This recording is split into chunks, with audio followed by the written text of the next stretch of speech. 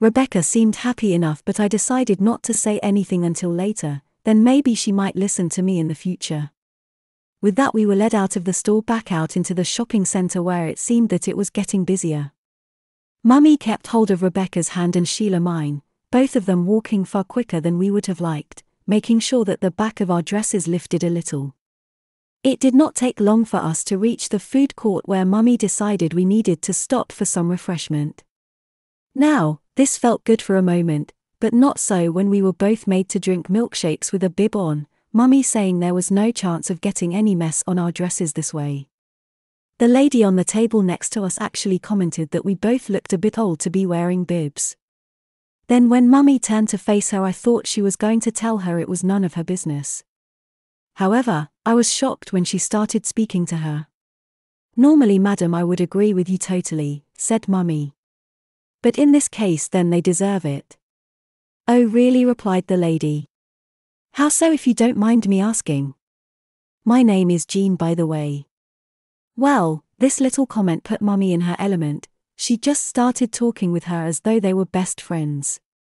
She told that Rebecca and me had been caught drinking and smoking at home when Mummy had been out, so now they were both being punished, and it seemed that they need to be watched all the time, just like naughty toddlers. So that is what was happening. With that, Mummy looked at me and told me to stand up and walk around the table to her, which I did. "Well, Jean," said Mummy, holding up the front of my dress. "As you can see, I have resorted to putting them both back into nappies until they can be trusted again to behave. But little Nicola here has really been excited to have this happen for a long time. He was just too scared to admit it." Jean was taken aback by those last few words, once again Mummy revealing my real gender to someone. "You said he," responded Jean. "You mean that this sweet little creature is actually a male under all of that?" "But of course," replied Mummy, with both Rebecca and Sheila giggling, and a very excited one at that. "Aren't you, Nicola?" she said, pressing the front of my nappy. Well, said Jean, "I would never have guessed, but have to admit to being intrigued by it all. In fact, why don't you and Sheila bring them to my shop and we might be able to find something to help you with your punishment? I have just opened up at the other end of the center," said Jean, handing one of her business cards to Mummy. On the card it read, "Pleasure World," which brought a great big smile to Mummy's face, the same reaction coming from Sheila when she saw the card as well. "Oh, I heard about you opening up and was wondering when to visit," said Sheila. "I guess now is a perfect time."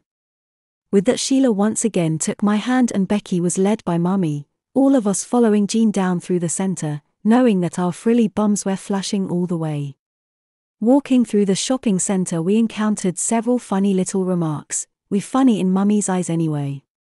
But mostly it was a mixture of giggles, whispering, and wolf whistles from stupid boys. But I have to admit that a few years ago, if I had come across the same situation, then I would have been the one whistling.